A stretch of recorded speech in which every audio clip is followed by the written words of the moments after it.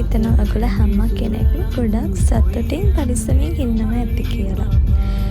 ඉතින් ගොඩක් දවසකට පස්සේ අපි දෙන්න එළියට යන්න හිතුවා. කලින්ම චුට්ටක් ප්ලෑන් කරලා තිබුණේ. අපි දෙන්න හරිම ආසයි වේදිකා නාට්‍ය බලන්න. ඔයාලත් එහෙම කෙනෙක් නම් කමෙන්ට් එකක් දාගෙන යන්න. ඔයාලා බලපු හොඳම වේදිකා නාට්‍ය මොකක්ද කියලා. අපි දෙන්න ගොඩක් බලලා තියෙනවා. ඒ බලපු ඒවායින් ඇත්තටම අපි දෙන්නට තාමත් ගොඩාක්ම ආස හිතෙන වේදිකා නාට්‍ය තමයි සඳුද වැටෙන්නේ සිකුරාදට. මාරම ලස්සනයි. හරිම ෆන්. හරිම ෂෝක්. ගොඩාක් බලලා තියෙනවා. අනිත් ඒවත් ෆන්. හැබැයි ඒක මරු. ඉතින් අද අපි යන්නේ අම්බලන්ගොඩ ධර්මශෝකේ තියෙනවා වේදිකා නාට්‍යයක්. ඒක බලන්න. අපි ගාලේ ගිහිල්ලා තියෙනවා, කොළඹ බලලා තියෙනවා. ඒ වගේ සෑහෙන තැන්වල බලලා තියෙනවා. අපි හොයාගෙන ගිහිල්ලා බලන්න තරම් වේදිකා නාට්‍ය වලට පිස්සු වැටිලා ඉන්නේ. ඉතින් අපි ඔන්න ওই විදිහට ඇතුල් වුණා. අපි කලින්ම ටිකට්ස් අරගෙන තිබුණා. එදාට ටිකට්ස් ගන්නත් පුළුවන්කම තිබුණා. හැබැයි අපි කලින් ටිකට්ස් එහෙම අරගෙන හිටියේ. ඉතින් අපි මේ ඔන් ටයිම් වගේ ගියේ වැඩත් එක්ක. අපි යනකොටම වගේ තමයි කට්ටිය ඇතුළට දාන්න ගත්තේ.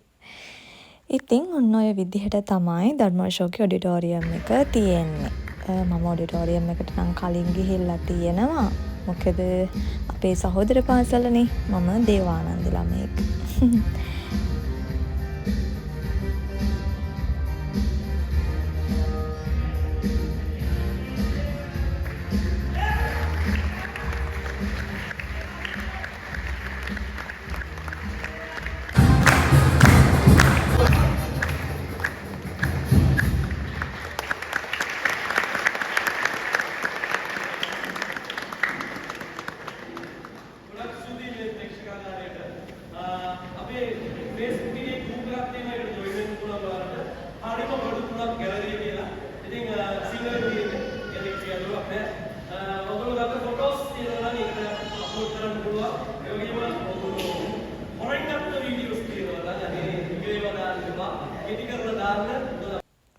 ඉතින් මම ඔයාලට විස්තර කිව්වට මේ බලපු ඩ්‍රාමා එක කිව්වේ නෑනේ.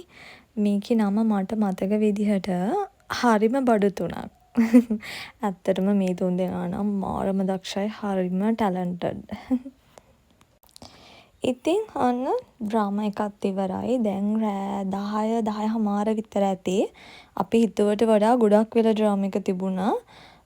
මැද බ්‍රේක් එකක් තිබුණෙත් නැහැ.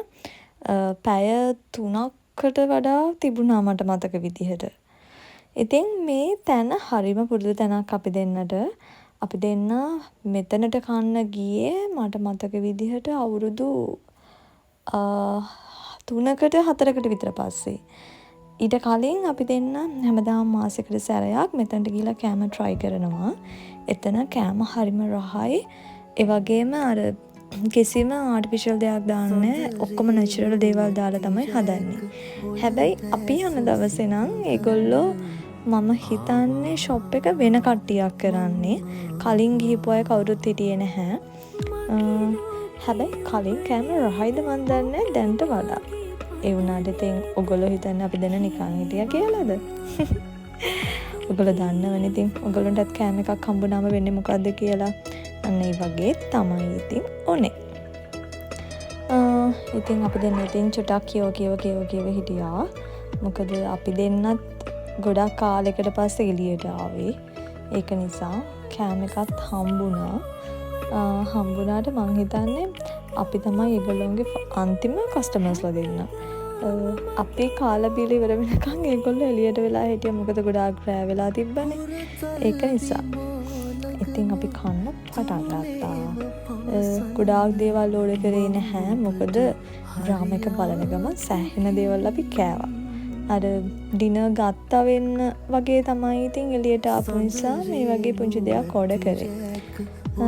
මට මතක විදිහට මේක noodles and fried rice එකක්. ඒ කියන්නේ fried rice වලට අපි මම noodles දාලා ඉල්ලුවා. මම චිටක් noodles කන්න ආස කෙනෙක්. ඔයත් එහෙමද? දැන් වෙලාව 11:00 විතර ඇති. අපි දෙන්න ඉතින් ගෙදර යන්න පිටත් වුණා. මෙච්චර රෑ වෙලා ඉතින් යන්න තැන් එහෙමත් නැහනේ. ගෙදර යනවා ඇරෙන්න. ඔන්න ඔහොම තමයි අද අපේ දවස ගෙවුනේ. ඉක්මනට බ්ලොග්ස් අරන් එන්න හිතුවට එහෙම කරන්න බෑ ළමයි. හරි අමාරුයි වෙලාවක් හොයාගන්න.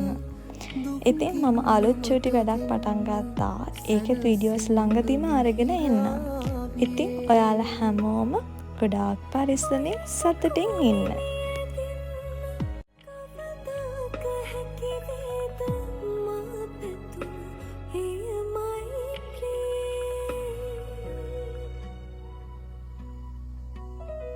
සඳරේනු ඇති රැක ඔය දැස සිපගන්න ආ